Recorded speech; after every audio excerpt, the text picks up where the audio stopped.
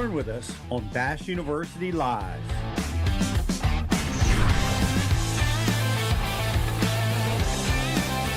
Bass University Live starts now.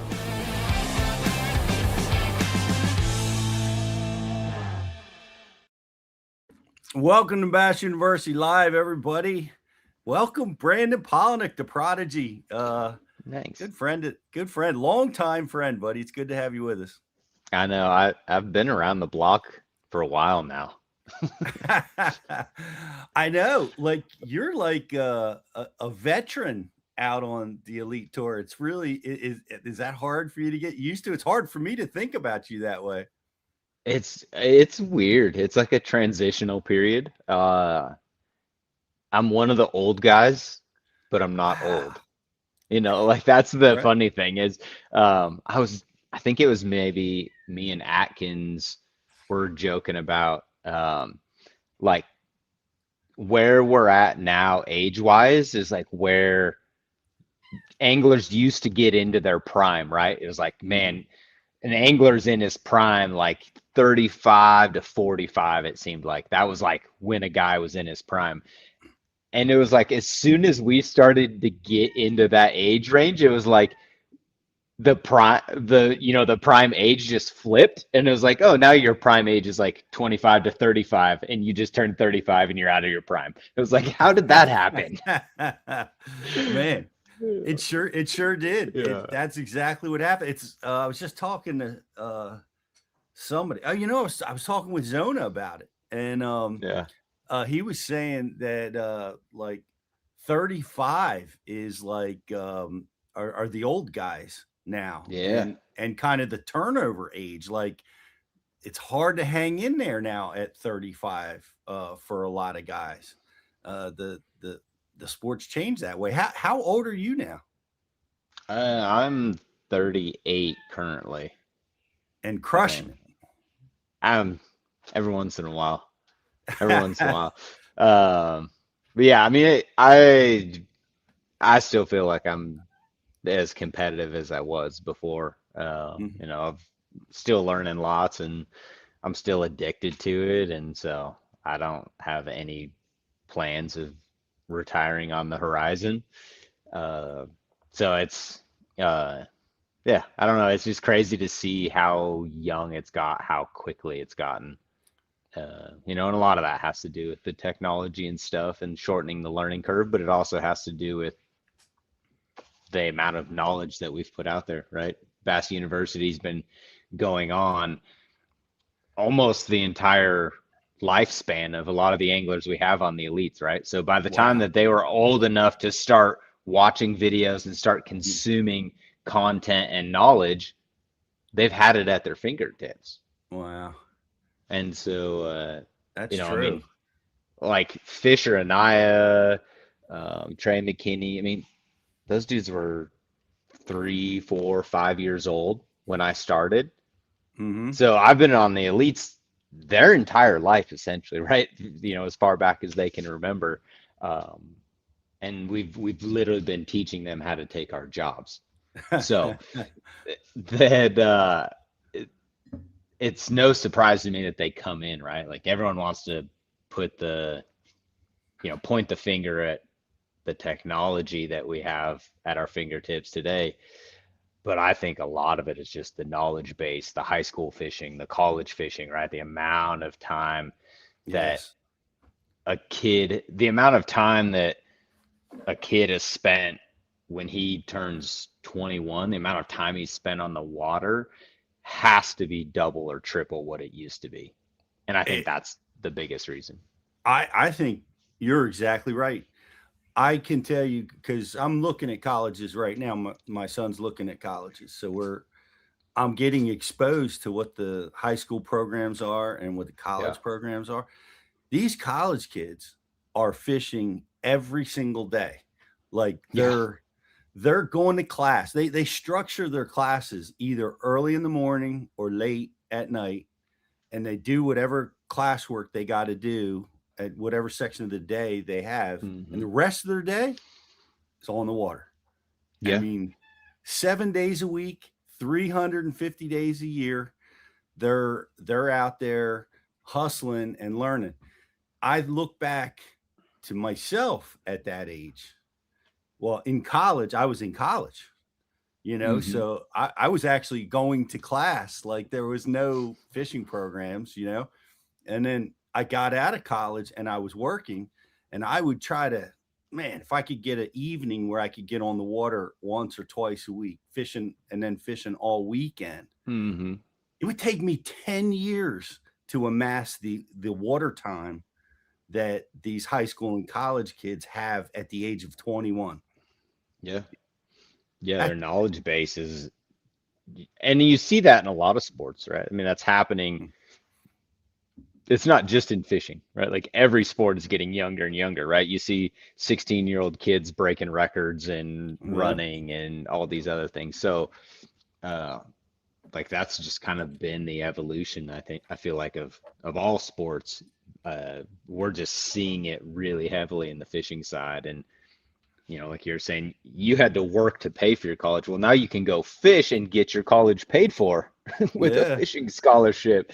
And so it's like, yeah, you need to be fishing because that's what you're getting paid to go to college for. And uh, and now that there's the availability of so many online classes, like they can get it done whenever they need to, right? They get their online classes done, yep, they bust it out. I think it was maybe it was Bank Shaw. It was either Bank Shaw or Dylan Nutt was talking about how they were gonna have to take a semester and actually do like the in-person classes, that they'd been putting off because right. they'd just been fishing and doing online classes, but there were some that had to be in person.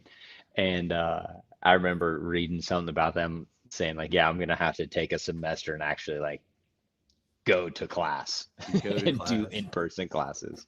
Yep. Yeah, I see that. There's a lot of those online classes. I see a lot of those kids are doing it, and yeah, it's crazy. A lot of time on the water. So it's a lot of guys are struggling in today's competition, right? Would you've been at it quite a while. Is it harder now, or is it easier now to make your way in this sport? Hmm. Um. Gosh, really, I'd say both. Hmm. From a competitive standpoint, I feel like it is more competitive than it's ever been. God. Right? As far as like top down, the depth of competitiveness, I feel like Hmm. is Okay. unreal. Yep. But um and so like that can be harder to get in, right? Like your qualifying system to get through the opens or get through the nation, like the depth even goes all the way through that, right? Because a lot of these kids or whatever, whoever is spending so much time on the water, right? And then they're doing that in the opens, they're fishing all the opens. It's not a guy's fishing three tournament series in the opens and then qualifying for the elites, right? A lot of these guys are fishing all of them. Yep. They're fishing a full schedule. So I feel like that is more difficult to qualify. Um, but at the same time, that's also making it easier, right? Because the knowledge base, because there's these college programs where they can spend so much time on the water and getting that time funded, right? That money is Mm. coming from someone else's pocket. It's not coming out of their pocket necessarily for gas money or all these other things. So there's a part of that that makes it easier too, right? The opportunity is there, the knowledge base is there, but then that's also making it more competitive, right? So they're kind of contradicting each other, Hmm. and that's why I say both. It's like it's easier, but it's also more difficult to qualify. I feel like, and then when you get there, it's really hard to stay. There's no There's weak real spots in no. that lineup. There's no gimmies like maybe there used to be, 20 years ago. Yeah, I mean, we were talking about this the other day because we are right now in the elites with the career averages and the way that it's set up, we have guys that are potentially or could potentially get kicked out this season with a like 43 to 44, 43rd to 44th place average in their career average. That is nearly a Bassmaster Classic qualification. You know, your average Hmm. career finish is qualifying for the Classic, and you may get kicked out of the elites. And Wow. that's there's a lot of factors in that. And I don't even understand all the factors of how we got there, but a lot of it is that young attrition, that turnover. And the thing is like I remember when I started on the elites, I was the very first Bass Nation angler to ever take the Elite Series qualification. That was just 16 years ago. Now I think every single guy that gets the invite takes it.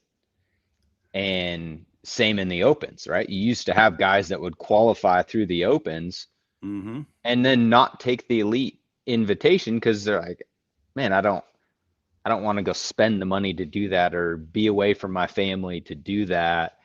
And then they would just fish the opens again next year, right? There's several guys that fish the opens that qualified multiple times to fish the elites and never took the invitation. That does not happen now. If a guy is in the opens, 90% of them are trying to qualify, and if they do, they are taking that invitation. Wow. It's changed. It is. Yeah. There's a lot that has changed. Just want to say good morning. We got Wild Bill with us, Frank, Scott, Kevin Long. Good to have you guys with us. Um, Speaking of teaching these guys, and I apologize for this, Brandon, but we're launched. We had Kyle Patrick last week teaching at Bass University about forward facing sonar. So Yeah. we don't mean to teach the competition, Brandon, but we that's what we do, and you've been a big part of that, and I appreciate you Yeah. for that. This week, Cole Sands, who's having a hell of a year this year, Yeah. um, and talks about and it's a summertime pattern, heavy vegetation. Um, we're going to be releasing him this week, and next week, Dakota Ebear, one of the funnest techniques that I dabble in a little bit is glide bait strategies. So Yeah. some really cool stuff coming up at Bass University, guys. So check it out. Download the new BashU app, BashU 2.0. Everybody loves it. It's so easy to navigate and find all the information that you need to look for there, including Brandon's uh, triangle seminar. That's an Um, old one. it is. It's an Yeah, old that one. well that's how that's we call it the power triangle, your strategy Yeah. to develop patterns and be successful. Um, talk to the Brandon Palaniuk 20 years ago or when you got started. What mistakes did you make back then that maybe you would fix right now? Mm, mm, mm. Great question. Uh, Maybe you hmm. didn't make it because you came out of No, the I gate mean, pretty strong, brother. I made several mistakes. I mean, early on, I was really bad about damage control, and I haven't done a very good job of it the last couple years. But um, overall, I've gotten a lot better at damage control, meaning that I would go into a tournament, and if I hadn't found anything in practice, I would just keep searching. I was like, I'm just trying to win. I don't care about points or cashing checks or anything. Like I would just keep looking for the winning pattern. Mhm. And I really had to work hard to get away from that because I had always fished that way my entire life. And we had win and you're in, early on in my career. If you won an Elite Series event, you could qualify for the Classic. And that's how I qualified for several of them early in my career because my AOY points were not great. And when they got rid Ah, of that, I was like, man, I really have to adjust. and think about, you know, knowing when to go for it and make those gambles and when not to, right? When just being able to say, okay, look, this is the best thing I got. I'm going to catch as much as I can and see where the chips lay, but I can't just go out there and on a limb and be like, oh, I'm just going to go check this area that I haven't even checked yet because that got me in trouble a lot. And then you get too far behind, and um, so I would say I'm a lot better at that now than I used to be, right? Just understanding that. Um, but I think there's a blessing in not having too much knowledge, right? And not the knowledge in the sense of like what you guys teach at Bass University, but the knowledge of all these lakes, right? And all the history on these bodies of water, because those can come back to bite you, right? You get stuck in like, oh, I caught them really good in this area doing this thing. And these lakes change so much over time. Um, when you launch at a lake that you've never been to, you lean on the knowledge that you get from Bass University or the knowledge that you've gotten from past experiences, and you just fish that lake for what it is that week because you're learning the lake and you're figuring it out that week. When you've got a bunch of historical knowledge on that body of water, I've found myself, now running through a bunch of waypoints and checking a bunch of things, not really paying attention to the current conditions. And then next thing I know, I'm halfway through practice and I'm like, man, I have found nothing. All I've done is checked a bunch of dots, but not really paid attention to what the fish are doing. And I've had to get better at doing that too, right? So it's like there's a blessing and a curse of that knowledge base and like knowing, when to go for it, when not to. Yeah, Christy was just talking about that, not having knowledge on the Albemarle Sound and how that seemed to help him because he Yeah. falls into the same trap you're just talking about Yeah. sometimes. I and I think about your early career and what you said about going for the win, and I'm thinking back to uh, back like that was just at the beginning of what was happening in the internet, social media. Mm-hmm. It wasn't what it is now. In other words, winning a tournament was how you got sponsors, and Yeah. you almost had to swing for the bleachers uh, back then because second, third, fifth place. Well, the eyeballs all went to the magazine and who was getting coverage, and those that were getting the coverage were the winners. So Mm-hmm. you had to win. But today it's a little different because your personality can shine through. You can do a lot of social media stuff. So getting into the classic or get going through a whole season where you're not winning, you can still get a tremendous amount of exposure for yourself and your brand, right? So it's Mm-hmm. changed a lot now, but Yeah. back The when, way especially the back way when I we've fished, traded. it was Yeah. only winners when I fished. Christ, you didn't win, Yeah. nobody knew your name. Yeah. I've had that conversation a lot with people. And it's hard for people to adjust because it's transitioned so quickly. I mean, I remember when I started an Instagram page and a Facebook page, and there was not a single company that cared about it. It was like, hey, look, I'd like these are my impressions for my social media, and it'd be like, cool, okay. Yeah, But now yeah. every single contract has some level of deliverables that include posts and different things, right? And that's just the way that the entire world has shifted, right? It went from the radio, the newspaper to the radio to the television to now we've got everything at our fingertips in our phone, and you've Mhm. got social platforms and all these things. So it's like wherever the attention goes and the eyeballs go, that's where you need to be, putting in your efforts. And it doesn't mean that the other things just die off. They still have value as well, but it just kind of broadens the spectrum of where you can create value. And it really opened up the doors for, you know, professional anglers to kind of have a um, the ability to market yourself more, right? And create that value where it's still important to win, and that'll never go away because that gives so much credibility, and recognition. But I always looked at it when I was younger. I'm like, man, I could cash 9 checks and they're $10,000 checks and I make 90 grand, or I could win one and it's 100 grand.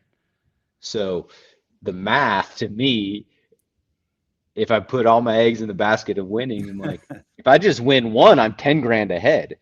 If I win one and then I cash another check, Yep. because I found a little bit, but like didn't have enough to win, well, now I'm money ahead, and that's how I looked at it. But I just think that winning aspect never goes away. Um, but there is a lot of value that you can create outside of just winning, and that it shows in the sponsorships, right? You can't just win now. You have to do both. Hmm. Uh, where before it was like, yeah, you could just win and you went to a couple boat shows a year, and there was that was all of the exposure, right? There was no other way to get exposure.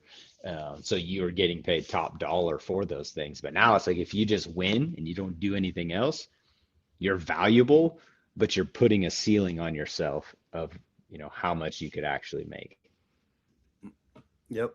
Well, it's so interesting, and I your comment was so pertinent. Like sending reports to your sponsors about your social media, and they're like, oh, it's what's the big deal? They're not real Yeah. numbers. Like I remember looking at TikTok or something like that. We all had like, yeah, well they're kids over there. They're not the buyers that are over there, so, or they're not real numbers. Hmm. But boy, that's all different now. Like it's those people live everywhere on social media. It's all about that now. And Yeah. I got to ask you this. Well, I got to dive in because Juan's asking this question. We can't stop talking about this, but he doesn't believe in the urchins. The we watched it win. We're watching it win. I'll be honest. I'm with Juan a little bit on this because, man, I'm having a hard time like making that I work better than other tools. Like I fish it and Yeah. I can go back behind it with another tool and catch them better. But I keep watching all the tournaments get won with it. I watched you at Santee Cooper have a brilliant finish down there. Um, Talk to me about that. Is it does Juan need to believe in the urchin, or is it just made for TV? What's going on? I don't know where one lives, but it's very situational, right? It doesn't have the impact on every single body of water equally. Yeah, there's a top 10 from Santee, top 10 gallery, which probably you could have pulled, blurred out the faces, and the top 10 gallery at the Pasco tank probably looked almost identical. Mm, Uh, it's it's very situational. And I had this conversation with Easton Fothergill when we went to the Skeeter Owners Tournament, and we were riding in the car together and talking about it, and talking about how like he thought he was going to take it back home to Minnesota and just catch every bass in every lake, right? And yeah, he said it didn't work. And same thing up here. I just got back home, and a lot of my buddies have been saying like, "How do you fish this thing?" Because like I catch one here, one there, but it's not matching up with what I'm seeing you guys right. do on Bassmaster Live. And I do think it's just lake by lake, right? How those fish are set up, times of year. Um, I do think it seems like bodies of water that have, that larger than average size bass. it seems to play a little bit more for whatever reason. You look at the Pasquotank, played big there. Well, it's probably got the biggest bass of any tidal fishery there is around the country. Santee Cooper, incredible amount of 4 and 5 plus pound fish. Uh, and you go to like Rayburn, Fork, you start looking at places where we've seen it make big impacts, and it's places that get a lot of pressure and have a lot of big fish.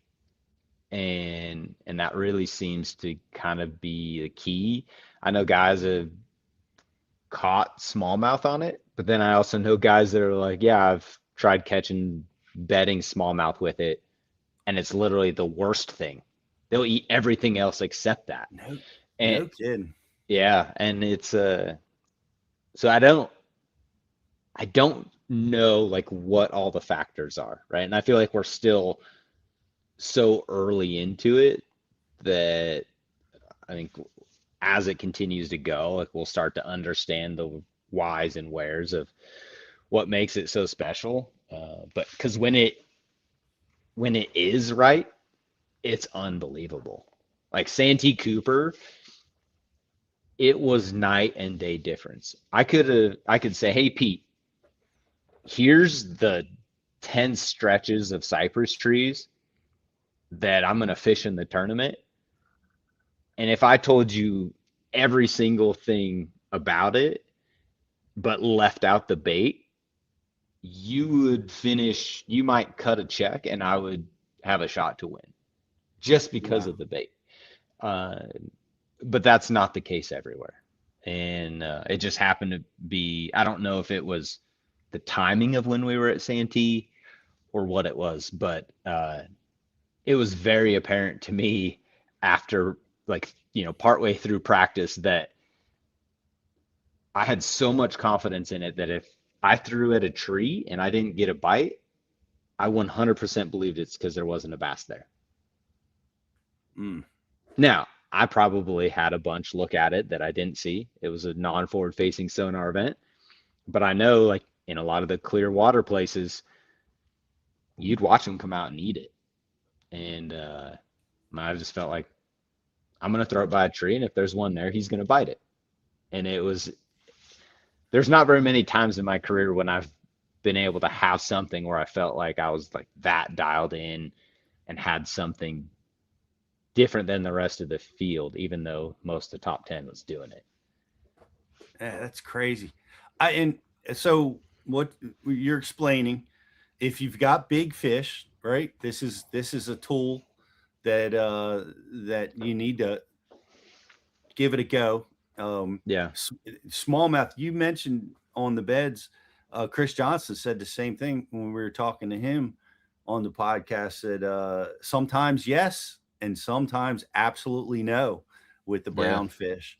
I've heard guys say that grass lakes are can be a no, and non-grass lakes are more of a yes. So Yeah. there's yeah, it's weird personality. Like here at my house, the Delaware River is a yes. They bite it there. Yeah. Other places like I can get bit, but it's not always the best tool. You Yeah. know. And I think a lot of it has to do with like positioning, right? Fish Mm, positioning, how they get in. It's not a yep. bait that you can like punch into a mat or, fish in heavy cover real well. Uh, and, so if you get places that the fish are set up and they're like real tight inside cover, it can be more difficult, right? Delaware River, you're fishing a lot more man-made structure, hard structures, right? Lay down some like things where the bass can see it, feel it, come out and get it, Hmm. and you're able to like put it in their zone a little bit easier. It seems like when you get in those places that you're like not able to work the bait properly, then they don't bite it as well. But again, smallmouth, open water, they don't want to bite it. But I also know Koya's caught them on it, Hmm. really well in some places. So uh, I don't have the answers on it. but Yep. I wouldn't say I don't believe in it. It's made too much of an impact. Too many tournaments have been won on it. Too many checks have been cashed on it. Uh, but it is definitely not like just the end all be all. Yeah. Have you and so Juan, the story is keep trying, buddy. We're all gonna keep trying. This I got this for Father's Day. Um Yeah, this is the 24, like the bigger, the next size up. yeah, This is a 6 cents. I think a lot of companies are coming out with a bigger size. Have you played around with the larger models yet? yeah. I mean, my favorite one is like the full size, like a full cast size, right? Which is a 23 millimeter, so about that same size. Oh, okay. Uh, Okay. yes, that's been my favorite, and I do think based on like your fishery, how the fishery position set up, like those different sizes, I think do matter, right? 13 millimeter, 17 millimeter, 23 millimeter. And then there's even a like a suplex size, which what is that like 32 millimeter maybe? I Oh can't remember wow. exactly what it is, but it's like it's really big. But it works Yeah. too. I've caught fish on that. So uh, like I wouldn't be surprised if at some point we see one that's like essentially like a 9 inch glide bait, right? Yep. The hard part is I don't know how heavy of a rod you would have to throw to drive the hook, right? Because that's so much plastic to move in a fish's mouth, especially a big one, right? They chomp down on that thing, and then to be able to move that much plastic is hard. Like you got to have a pretty stiff rod. Yeah. No kidding. See, I thought I was getting the bigger one. I thought the full cast was 20. And I was going the next size up with this one, but that's about the same size as the full cast. Yeah, yeah, So the you're pretty suplex, close. yeah, suplex is next size up even. Good Lord. Yeah, yeah. If you wait a sec, I can go grab them, give you a size comparison. I They're got a they're in the second. other boat. You go Okay, ahead. I'll let me say go hi to. grab a box. I want to see that. It's good to have all you guys with us. Uh, good morning, Beat Callis Jr. And good to have you with us. Chuck Fish, of course, good to have you with us. Ryan, been throwing it for about 2 weeks. They bite it good on Gunnersville, around the deeper brim and shell beds. I've heard, and that the around the brim and shell beds is it's one of the top baits to be throwing around that kind of habitat, Ryan. So you nailed it there. Um, Logan Martin, there it is. Wow, look at the Yeah. ball is So really big. That's yeah, a so this is like your 23-ish millimeter size, and that's your mhm. suplex size. So it's like quite a bit bigger. Yeah. Good night. Now, they're is it castable? Is it super light? It looks like I can't really tell looking at it. Is it easy to get out there? Uh, it is actually mind blowing to me how well these things cast, especially short quarter or like close quarters. You get out there in like it's not something you can like long bomb super far because eventually it's going to catch a bunch of wind. But they do an amazing job actually at like close quarters. They skip surprisingly well, which is what's wild to me because you'd think like all these appendages would just catch the water and stop it, Right. but I think they're stiff enough, and because the ball is mostly round, that it like I guess it just skips across with the tentacles kind of fold and skip really well. That's cool. This was a cool comment. The MPFL is on Logan Martin right now. He's got a camera on his dock. 7 of the 8 boats came by punching or skipping urchins under his dock so far. That Hmm. that tells the tale right there, doesn't it? If you're fishing docks, you better be skipping that urchin under there. And That's see, the pretty. thing is I think that it will play out eventually. I don't think it'll ever go away. but there will be so many people fishing it that eventually the fish will be like, nah, like that guy's saying 7 out of the 8 boats have fished his dock, right? So the fish have essentially continued to see the same thing over and over and over again. Then all of a sudden they're like, oh, I haven't seen a wacky Cinco in a year. That looks delicious. And like that stuff will kind of start to play out. It's why, the last couple years, you haven't seen it as much this year, but the last couple years, you've kind of seen this like resurgence of the spinnerbait.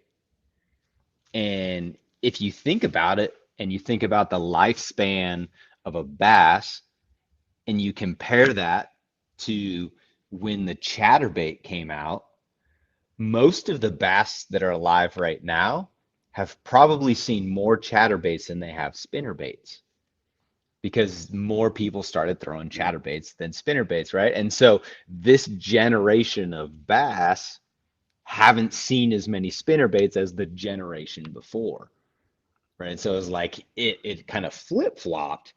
And I wouldn't be surprised if we see that happen here, where it's like, this generation of bass sees a ton of urchin style baits, and then, you know, something else comes around, or old tactics start to surge back because you have that flip flop of like, oh, they haven't seen this forever, for the Mm. last 4 or 5 years, or they've seen it here and there, but as fishing gains popularity and pressure continues to happen, and if everyone's doing the same thing, that opens the door for other patterns to play or other baits to play, even if they have been around for a long time.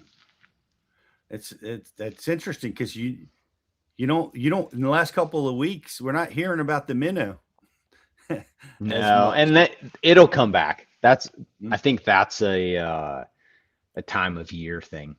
A lot of it, I think as the water starts to cool, as the fish start to get more on bait type stuff, we start getting into the fall and the winter time and early spring, like it'll cycle back around. And you'll Yeah, start hearing minnow stuff later in the year, I bet. yeah, right. Yeah, it's crazy. What was the minnow? I can't think of the brand. I'm having a A misstep. Sakamata shad. Yeah, the Sakamata, like you couldn't keep them, and I bet you can go buy them right now, but you Oh can't get yeah. you can't get a koiki. Yeah, like was it 2, 3 months ago? I was at Gunnersville for a writers conference deal, and like I walked into the tackle store and then get uh, at Waterfront, and there was like 6-inch Sakamata shads, like just lined up, and like you couldn't Wow. find those anywhere in the world. But if you want to go buy like a hide up full cast koiki, you can't find one in the world of retail. Mm-mm. Like from any legitimate website, you cannot find one unless it's on eBay. But like at a just retail price, they don't exist. $300. That's the highest I've seen. $300. Yeah, it's This is a insane. great this is a great question. I saw you see it like and I love this question. Like, have you experienced different water qualities? Like, is off colored water? Is this a tool that can work in off colored water? 100%. I don't know to what extent of like how dirty it can be, but the bait moves so much water. That's one of the things I think that triggers the Mm, bigger fish, right. because when you snap that bait, it's moving a lot of water, right? And it moves and then it stops, and then it moves and it stops. So it's very similar to, like a glide. Like a glide pushes a bunch of water and then it stops. Pushes a bunch of water, stops. Uh, and so I think there is an application. Now, I don't know if you got 6 inches of visibility. Is it going to work? I think it would depend on the type of cover you're fishing in and how shallow those fish are positioned, right? But if it's 6 inches of visibility and those fish are in a foot of water around docks and things, then yeah, I think it could probably play, right? You pick the right colors to silhouette in that dirtier water, and I think it could work. That's a good observation. I didn't think about the how much water that moves. That's a big factor to be thinking about. Another great comment here: Tackle Warehouse. They've been releasing some, but they're selling out in 60 seconds when they randomly I release it. heard, yeah. I mean, I heard there was a shipment like coming across, you start hearing like all the insider talk of people know, like, yeah, there's a whole like container full of them coming over. Um, but that's the thing is, I mean, you literally like have to just do that, not have a life, just scour the internet for them. Well, you were successful with a knockoff, like Yeah. did are you settled into which one do you like better? Have you settled in on a particular model you like best? Um, I mean, this is like the knockoff one. This is actually like a custom color Adam build me. Uh, but this is probably the best one I've seen, but it's not made out of elastomer, which has pros and cons. Uh, it's just made out of plastisol. So it's going to naturally sink on its own. So it has a little bit faster fall rate, which in most situations is not a problem. But like at Santee, I just didn't even weight it. I just let the hook be the weight to get Mm. the right rate of fall. Uh, and I would say it's like that one's really close.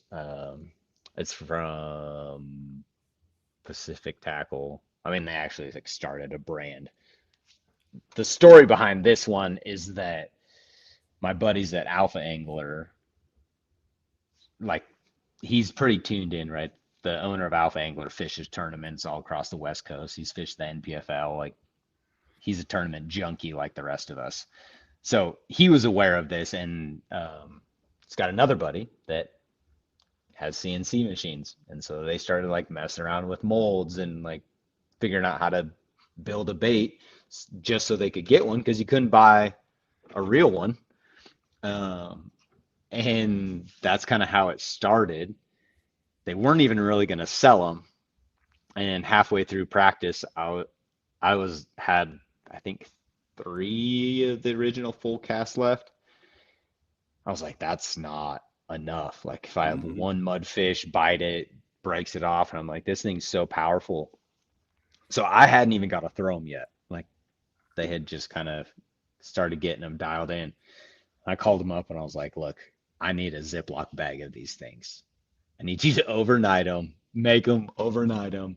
And I got them. And day 2 in the morning, I catch a 6 pounder. It's my second fish of the day, and it slings my last full cast off. And I'm like, oh boy. I'm Uh, like, well, now or never, and we'll yeah. see. And to be honest, like I was so nervous. I'm like, I don't know if they'll bite this thing.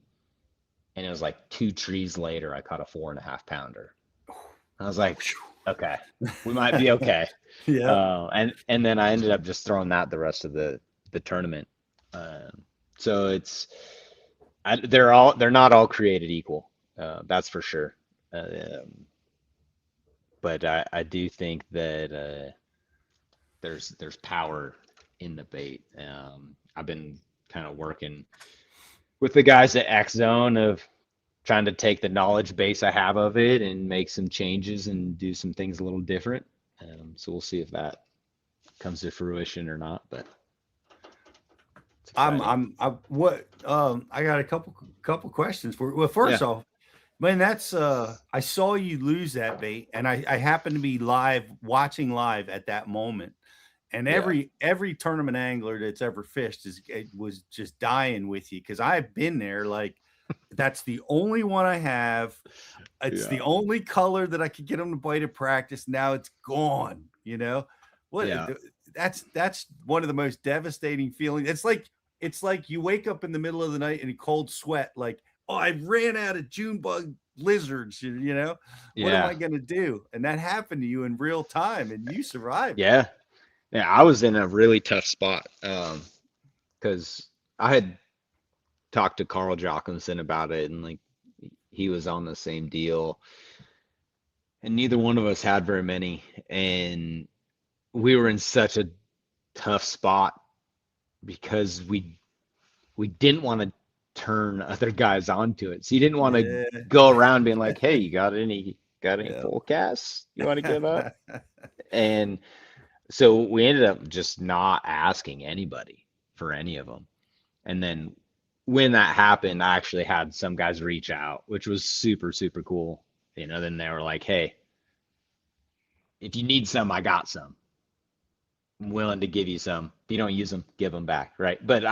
It was really cool to see people come out of the woodwork. Some of them other Elite Series anglers that missed the cut. They're like, "Hey, just saw that, what happened, going through videos. If you need some, let me know."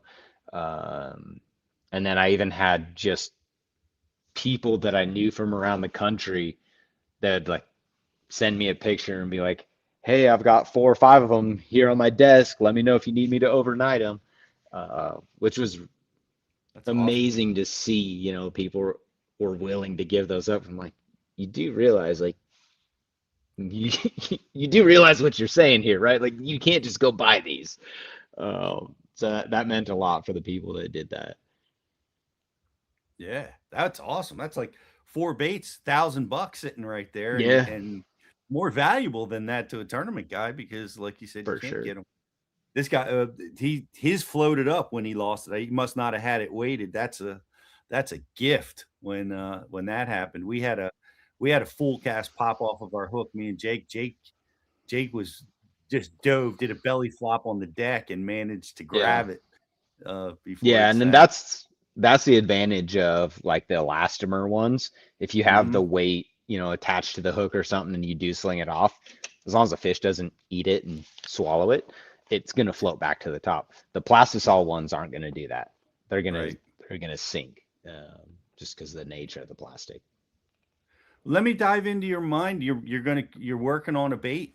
What do you what are you changing? What do you think that would I can't would be tell you that, helpful? Pete.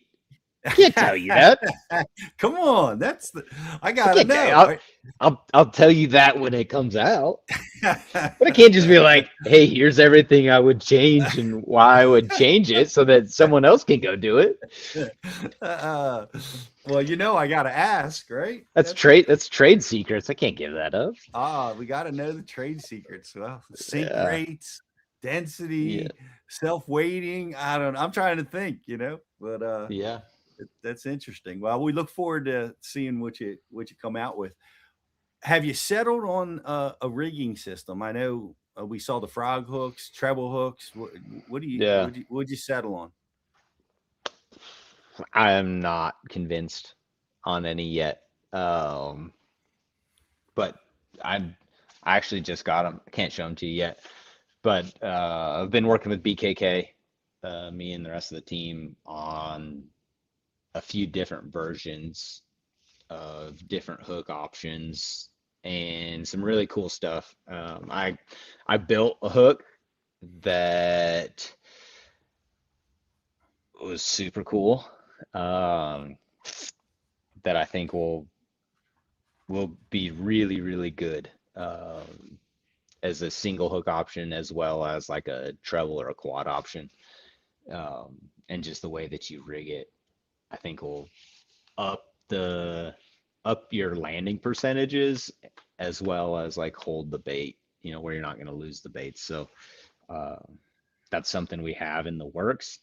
I think that there's an argument for both the treble or quad and the single hook based on situational, you know, what type of cover you're fishing it around and things. I threw a treble at Santee just because that's kind of what I felt like was the best option. I didn't really know any better. I just knew a lot of the guys that had been catching them on it. That's how it was being rigged. So I went with that, and it seemed to work pretty well. But I wasn't fully satisfied with it. So I literally went into my trailer, like I just started. building, taking different hooks, right? Taking different BKK hooks and like tying keepers on and trying all these different things to try to see if I could get one that stood out above the rest. And what I realized is that I still lost some on single hooks, I still lost some on trebles.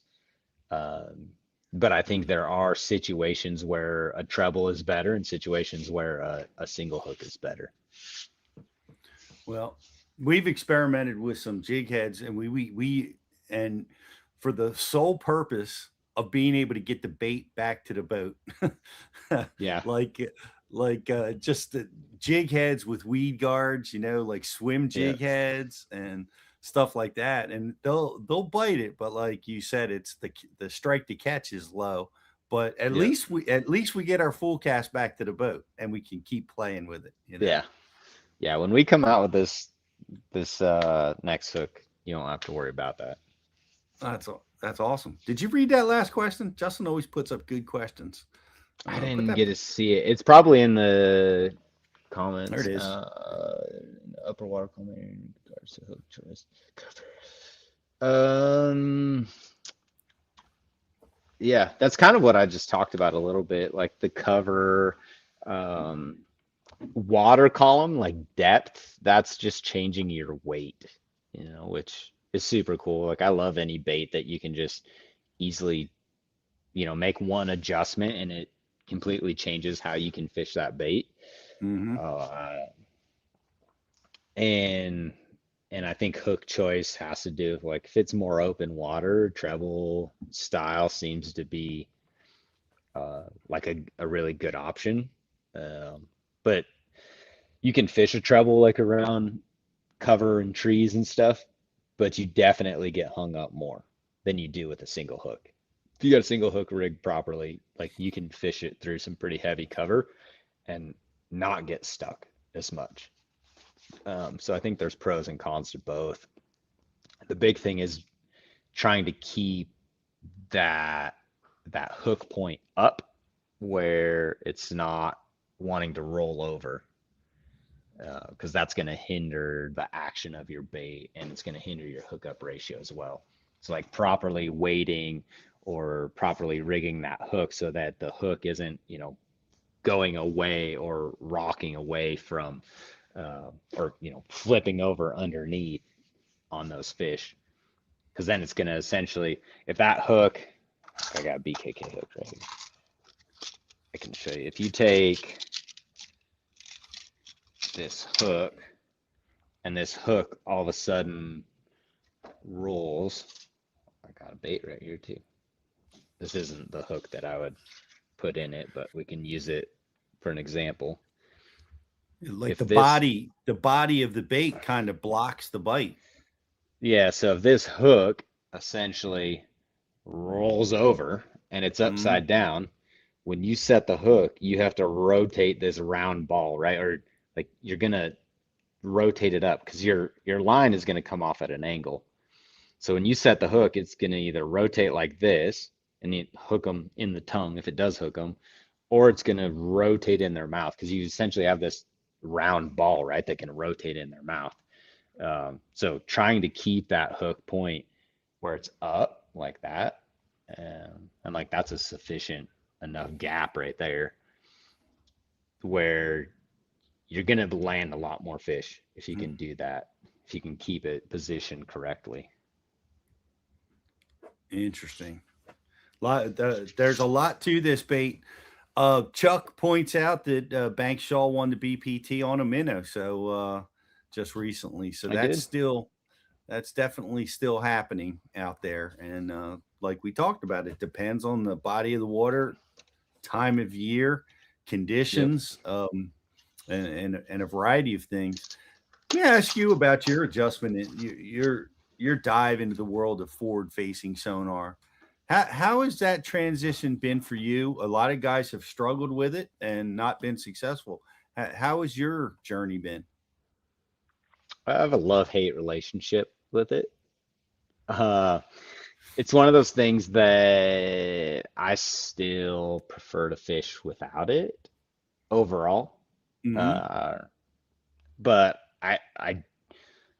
I've had some incredible times with it. Like it's super fun to me to like minnow thing, like it's all right. But to take a giant glide bait and watch those fish get on a giant glide That's out there and cool. watch them come up behind it. I love that. Uh, it's really cool. So I do have a love-hate relationship. I love like the knowledge that we gain from it, and how you can like a lot of things that we thought they did, they don't actually do, which is pretty wild how fast we were able to debunk a lot of that stuff. And then there's a lot of situations where you're like, oh yeah, what we thought they did is exactly what they do, and and like it makes sense on why this bait worked in this situation or whatnot. So being able to gain that amount of knowledge, I, I'm definitely not like to the level of a lot of guys, but I do feel like I'm sufficient enough with it that in our forward-facing sonar events that I can compete with it. Um, and that takes time, right? Like I've went out and deliberately learned, and had Right. to and continue to learn. Like this year, I've focused on spending more time on the water so that I'm making sure that like I'm getting enough time on the water. Because like this boat right here behind me, this is my last year's boat. I actually got a guy coming to pick it up today. It's got 103 hours on it. That's an entire season. It's an entire year of fishing. Some people may think that's a ton. Yeah. It's not in the Elite Series world. Uh, my boat right now is 6 months old. It's got 110 hours on it for this year, right? So I've essentially almost fished double what I did last year, and just tried to be more deliberate on spending time on the water, and balancing that with other things. And I feel like it makes a huge difference. And but still, me with 110 at this point, well, you talk to Easton, he's got 350 hours on his. Right. So it's like there's guys that are spending so much time on the water, um, that there's no substitute for that. Yeah. That's well, that's a fact, and that's how I think a lot of guys are getting really proficient at it. What are you using? What technology are you using?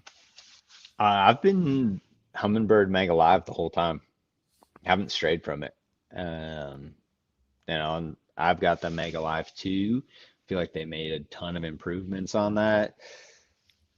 And I don't know. I mean, for the way that I use it and what I like to do, I feel like it does everything I need it to do. Nice. The Mega Live too. I got introduced to that down in Georgia on Lake Lanier. Um, Yep. yeah, fantastic. So it's really cool that I learned so much with it. It's unbelievable. Like you said, I learned, and I'm able to teach the kids with it so much and engage with them so much. So there's a lot of things, man, I absolutely love about it.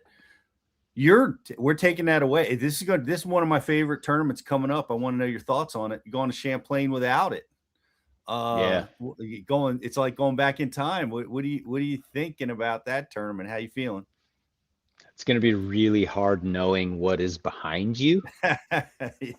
and not going and trying to figure out how to Right? catch them. Yeah. Uh, because forever, like we just didn't know. And the fisheries have changed a lot too, right? I mean, I've got a lot of really good places on Champlain that I found over the years that they just don't live on anymore, right? Rock piles and boulders and like places where you used to be able to roll up and you could potentially catch 20 pounds off one rock pile. I think for the last 3 to 4 years, like I can see the rocks. Like there's no bass on them. The ones that are on them are this big. And I see that in a lot of places where the fisheries change, and I don't know why that is, if it's a pressure thing or what happens. Hmm. So I'll be really curious to see, like going back to Champlain. I think the largemouth will play more, right? You'll see more guys potentially run down to tie. Um, I mean, Champlain's such a good fishery. There's so many ways to catch them. Um, I think what you will see is like you'll see a little bit more of a spread in the weights. They're still going to be stacked because that's just how smallmouth events are up north. But it's not going to be as tight and stacked, right? You'll have a little bit more volatility where, those fish move and a guy can't just go find them as quickly. And there is a big portion of our Elite Series field, and this might be one of the things that I'm most curious to see how it plays out. There's a big portion of our Elite Series field that's never been up north without forward-facing sonar in a tournament, right? Right. Like they have only fished Champlain one way, and now you're gonna go there knowing what is possible, and you're gonna have to turn that off, and that's really hard to do. Mm-hmm. Wow. Think about that. I think about as you said that, man. It there's so much water. It's so big, Hmm. and taking that, finding those little isolated rock piles or outcroppings or isolated whatever it is. Yeah. Takes takes years to find that stuff. Yeah. And guys are gonna, yeah, they're gonna have to go find it live. And it's gonna be fun. Going to Yeah. be fun to That'll be watch. interesting. Yeah. Well, I got to quit. I want to do a rapid fire with you, Brandon, real quick. I'm gonna let you Hit go. me. You got to go sell your boat. You need that money to buy more koikis, so we got to make that happen. um, Favorite lake that you've never won on? Ooh, favorite lake that I've never won on. Uh, Probably Cayuga in New Ooh, York. Probably Cayuga. yes. We haven't been there very many times. I've led there before. I've never been able to pull off a win there. Um, but that lake's amazing. Like I wish I got to spend more time fishing it. I love that lake this time of year. I don't know if you're aware, but the smallmouth bags approach 30 pounds this time of Yeah. year. Yeah, I've caught them there before. It's unreal. Like Yeah. it's incredible fishery. Mm. I love that place. I love it too. Hardest fishery to get mentally prepared for. Hmm. Uh, Probably our last one. Probably the Pasquotank is got to be one of the toughest ones. So big. It's Because it's so so big? yeah, it's so big, and there's so much water to fish, but they don't live everywhere, right? Like the really good areas are small, and it's different every time we go. I mean, it's just I don't know. It's crazy. Like it's just different. It's different, right? It's like it's not as big as the Great Lakes, but the water just beats you up, and it's Yeah. salty, and it can make your mood salty, and it's That's crazy what yeah, that funny. place is interesting. Greg Hackney said the same thing. That challenge, that's one of his Yeah. biggest challenges. One lure you would ban if you had the power. Um, hmm, Probably the minnow. I Yeah, love that. jighead I minnow. thought you were going to go with a stick bait. I was wondering what you were going to say, but I'm with you on the minnow. I'd love to Yeah, ban that minnow. I've spent too much time yeah, without getting fish to eat it. And guys are so good with it. That's yeah. why I'd I mean, like to get rid of it. I've done really well with it, but I mean, I would just like to ban it just to see what See what happened. happens. Yeah. That's very cool. But one lure you never leave the house without. A X Zone Lures Deception Worm on a drop shot, generally. Drop drop shot worm. Yes. Yeah, yeah. Green pumpkin blue Deception Worm never leaves my boat. Like I have a bag. I take about 4 or 5 packs and I put them in one bag and I just keep that replenished all the time. That rod never leaves my boat. I've always got one drop shot rod that has that rigged up on it, and doesn't matter where we go. It's always in Love it. there. Love it. Most talented angler under 30. All of them? It'd be easier to say over 40 or over 30. Um, Most talented angler under 30. Golly. Mm, mm, mm, mm, mm. Um, It's hard to pick. Gosh, that is. It would probably have to be Trey McKinney. Probably. I feel like he's the layup answer, but he's been catching them for so long. Like I remember when he was, gosh, how old was he? Maybe 15.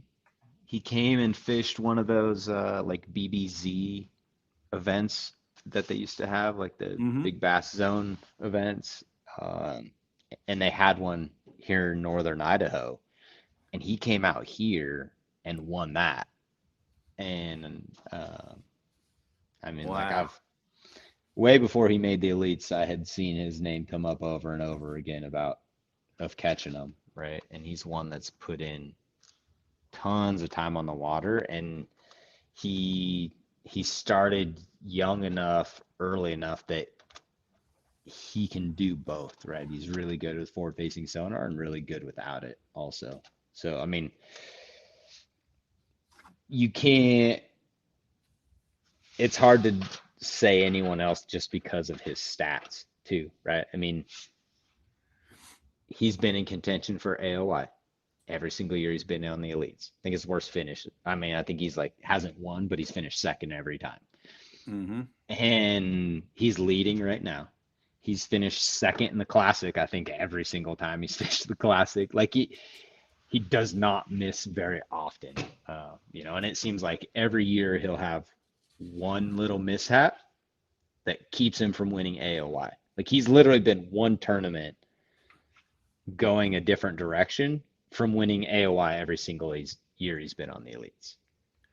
It's crazy. The Yeah. the live coverage might as well be subtitled the Trey McKinney show because he's got a camera with him every just about I every mean, other top tens tournament. all, yeah, top tens all the time. It's crazy good. That's a great pick. Yeah. Um, Single leg, double leg, high C, Power double all the way. all the way. Power Blast. double all the way. I'm going to take you to the other edge of the mat and I'm going to try to drag my feet so that I get two. And I'm going to try to make sure you land on the hardwood. That's Yeah. see, you're dating yourself now, Brandon. It's 3 points now. Yeah, three, I guess now. Well, yeah, that's what I'm going for. I Power love double. it. I love it. That's a Jake question. Blast double. I love it. So Yeah. I'll pass that along. Have you ever had to use it on the water? Not yet. I've Not tried getting yet. Matt Robertson to wrestle me a few times because he likes to talk about a bunch of smack. But then every time we get on the grass or something, and I start talking smack back to him, he'll start telling me about how his knees hurt and he doesn't want to mess it up, or he starts making excuses. So, He's backed away from you. That's yeah, shocking. That's awesome to hear. yep, We got to see that match. I know he's wrestled everybody else. I know. He's got like a 50-50 record from what I've seen. Yeah, I'm gonna have to just grab him one of these days and just force him into it. I like that. How Yeah, how big is he? What's Matt walking around? What's his walk around weight? I don't Ballpark. know. He's got to be 190, 200-ish, I think. I don't know. Ah, He's quite a okay. bit taller than me. Right. All That right. would be my Well, guess. Matt, watch out for the blast double, Matt. It's coming. Hey man, I appreciate you hanging out with us. I appreciate all the stuff you do for Yeah. Bash University. Guys, there's so much knowledge that Brandon has shared with us. It's all available for you guys over at Bash University. So go check it out. And thanks again, man. And Yeah, you're best of welcome. luck the rest of the season. We look forward to watching you. Yeah, thank you. I appreciate it. Thanks for having me on. Yeah, good luck with the urchins. We'll we'll Thanks. we'll catch up with you down the road. Brandon Palaniuk, everybody. Thanks, buddy. Um, what a great angler, tremendous knowledge base. Been with us since the beginning of Bash University, so I appreciate that and all the lessons that he shared with all of our guys and the great wins and the great job he does out promoting this sport. And it's great to see him loving it, just like like the beginning. And that's so cool because I kind of feel that same way. Like I love tournament fishing. I love fishing, but I love tournament fishing too. I love the energy and the level. I mean, the level that you can achieve. There's nothing like it when you catch that really big fish when you really need it. It's so much fun. It brings your, you know, you just get your blood flowing up to level 10 like nothing else. So great to have him with us. We're going to take a quick commercial break and we'll be right back with some more Bash University Live. We're off the clock to clock more fish, to fill our live wells and empty our coolers. Because there's more to explore. The latest Humminbird fish finders work fast, see clearly, and know all the best spots. They fish even smarter paired with the Minn Kota and break down the water like never before. If you like your plans loose and lines tight, then it's time to explore. Only with Humminbird. Get right to the fight. New Mega Live 2 forward-facing sonar puts you on more fish with an ultra-clear, rock-solid picture of underwater action. Next-gen clarity, next-level fun. Only with Humminbird.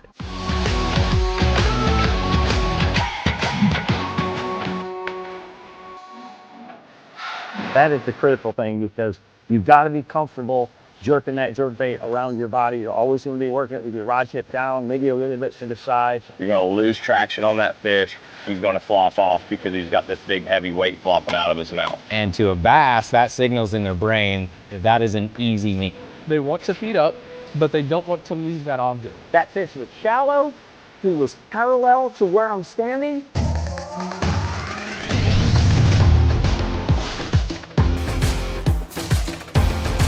Reading that screen, watching, throwing, casting, learning.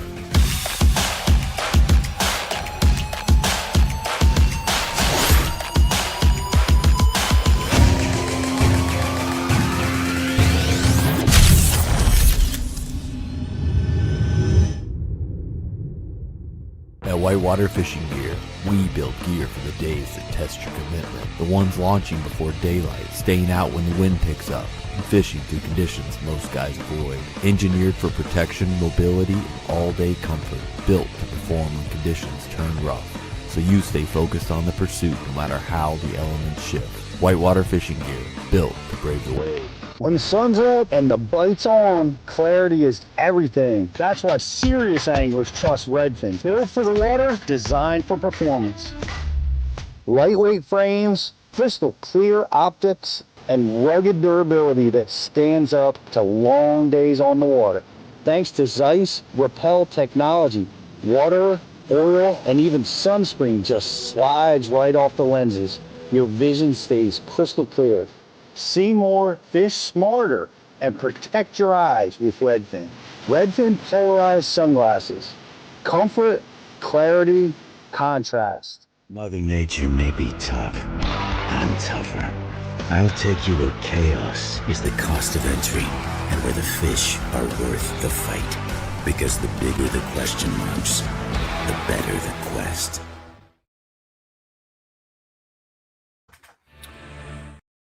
Great stuff there. Oh man, Humminbird Mega Live 2. Can't wait. I'm going to be installing some new units. One of these guys is going to explore a couple of Explorers and Apexes, upgrading the Bash University rig. And shout out to Bass Tech Sonar. If you guys are in our area, the Pennsylvania, Jersey, Delaware, Maryland area, give Bass Tech Sonar a shout, man. Jared there is the best, and he would get you all hooked up. Wild Bill, I didn't know that you were in a sunken boat with Timmy Horton. That's the place that it can happen, up on Lake Champlain. I don't know if you guys are looking in the comments, but Bill was paired up with Timmy Horton in 06 and almost sunk the boat. The scenario there is, and I've been out there on Lake Champlain coming out of Plattsburgh, some of the tallest waves when the wind blows from the south are on Lake Champlain. I think it's Cumberland Point that you got to go around, and the waves stacked 10 feet tall, and it's the trip down to Ticonderoga is a long one. That's 70 miles through, and 50 of those miles are through the belly of the lake. So those waves get huge, and if your bilge pumps fail, man, oh man, it's going to get you. And it's that my bilge pumps have failed on Thousand Islands in a similar situation out on Lake Ontario, where and this is the way it happens, guys. If you fish the big, you fish any water, you need to take this step. This is the Dean's tip. Get into your bilge area, clean it out, get the stuff out of there. You have bits of line that can collect. You have bits of lures, and when a plastic lure gets down there, it swells up. I know you guys know what I'm talking about. When it sits in water, they'll swell. All these little things can get into your bilge area, and when you take a wave over in the real nasty stuff, you're putting 100 gallons down into that bilge area, and it just it just collects every piece of debris that you have in the bottom of that boat, and it just pushes it to the bilges, and you're asking those bilges to pump it out, and they're gonna pump hard, and they're gonna grab that debris, and it's gonna cut them off, and it's the worst possible thing that can happen at the worst possible time, like it happened to Bill. When your boat, the belly of your boat's full up to your knees, and you need those bilges to work, you're out in big swells and they're choked off and they won't work. And that's when you'll go level flotation, you'll see boats flip, and you just got to stay with the boat, and you're in a precarious position. You don't want to panic, but at the same time, you take that maintenance step before you go out on the big water. One of the number one things you want to do is clean that bilge. You also want to go around and check all your bolts on your motor, make sure that there's no looseness in any of the mounting bolts, whether you're trolling motor or your outboard, because a little bit of looseness there, when you start bucking through those 4, 5, 6 foot waves, it can really open them up and cause a lot of damage. These days, man, we don't get out in that big water that much. They'll shut the tournaments down, and they won't let us go like back in the Timmy Horton days. And but they still do sometimes. And a lot of times what can happen is you go out, you take off early, and it's calm and it's beautiful, and then the storms pick up just when you're trying to make it back in. So yeah, that's crazy that you guys almost sunk that boat. And I remember the pizza on the dock. I remember when Timmy won. It was the greatest. He went down to Thai. I think he was cranking, and man, oh man, he came back early on the final day, ordered a little pizza delivered down to the dock. So that was pretty awesome stuff. And yes, I think Garrett, I agree. He is the model for all anglers, especially young anglers coming into the elites, but young high school and college anglers. Brandon he came through the nation. He is a tremendous example, a tremendous mentor to follow his career and follow his guidance. He's been one of the best, and so I have to agree with you, Garrett. He's at the top. Great to have him with us. We have a sub of the week. Let's bring him out. There he is, Dylan, looking sharp in your Bass University Hoodie. I appreciate you being part of the Bash University program. I wonder where you're at. It looks like you might be at a launch ramp somewhere, maybe Lake St. Clair, one of my favorite places of all times. Scott Dobson was just with us a couple of shows ago. I want to invite you guys to go back and listen to that, especially if you're planning a smallmouth trip. If you fish for smallmouth, he is the master, and you want to go and check that out. He's a fantastic smallmouth angler, fantastic tournament angler, and that was he was on our live show just a couple of weeks ago. So, guys, go check that out. Man, I guess you got to go get some of these koi keys. You can't get them. Yeah, I guess you got to try to get them. Of course, I think these were available at where did we get them? Dick's Sporting Goods. That's where these were acquired. So there's some copies out there. It's fun. I love learning new bait. I'm out there. I'm frustrated with it. I'm frustrated with the rigging. I'm frustrated. Sometimes the fish bite it. Sometimes they don't. So I'm still learning the process. So I'm with you, Juan. I'm trying to figure out what the best place, the best water, the best lakes for it. Haven't figured that out yet, but it is it's very impressionable watching these guys total dominate. What a great picture Justin showed of all the guys in the top 5 or 6 down there at Santee, all throwing that bait. There it is. Look at that. Look at every single one of them. Look at the colors. Let's check these out. Put that back up for a second. We got Scuppernong. It would be my guess. Chris's color. Or that's Corey's got like a green pumpkin-y looking thing. So does Brandon. Pake's got that looks green pumpkin as well, and Drew looks shaddy to me. It's interesting. It's interesting. Oh, look at that. There's like 3-4 different hues and colors. It didn't seem to matter, right? It's more about the profile and getting that bait where the fish are that is getting the bites. So, but the Scuppernong is something that we've seen a lot about.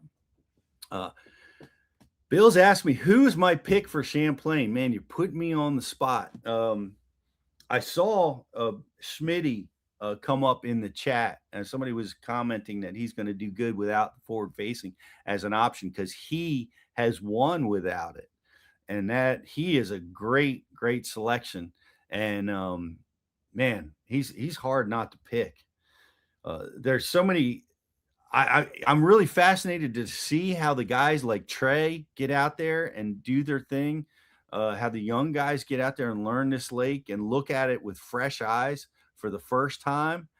But man, I got to go with Schmitty. I'm going with Schmitty. He's going to be my pick, Bill. We'll see. We'll see what happens. It really, honestly, it depends. If the largemouth going to be dominant, Smalley's going to be dominant. That could change my pick, but yeah, you got him on fantasy. I do too. And of course I got Trey in my fantasy pick. By the way, got to mention this. Justin's going to appreciate me mentioning this. He really dominated on the previous tournament. I think it was the Pascatank. All my guys had the worst tournaments of their careers. I had the worst picks and lost 500 points. He just passed me. So, or I think it was down at Santee that was for me. The Pascatank, I recovered a little bit, took back the lead, and I'm slightly ahead going into the next event or going into Champlain. So we'll see how that rolls out. Bill, it's great to have you with us, buddy. Thinking about you and hoping you're getting out on the water. It's a great time right now. June is just, we're coming to the end of it. It's a fantastic time to be out on the water. Places down south, you guys are ledge fishing and out on that, doing that offshore thing. So much fun. We're coming out of the spawn. Our fish are post, and there's just so much happening with our grass beds. We've down on the Chesapeake. Things are, we got hammered with a little muddy water, but man, the fish are in the grass, and it's a great time of year to be out there doing it. We got a little rain. We love that. That saltwater intrusion comes up, makes things a little challenging. So it's great to have that fresh water pumping down into the system, which is going to make fishing through July fantastic for us. So hope you guys get out there. Oh, and I want to wish everybody a belated Father's Day. I I had a wonderful Father's Day. I got some amazing baits from my son for Father's Day. It was really fun. I got to spend some time with my father, who took me fishing when I was 4 years old, and I've taken my son, and we're passing this amazing sport on from generation to generation. And I'm sure you're doing that too. So I'm gonna give a great belated Father's Day wishes to all the fathers out there, and hope you had a great one. Hope you're going to have some time to go out and fish with your kids coming up this week and through the summer. So have a great one, everybody. We will see you next week with another edition of Bass University Live.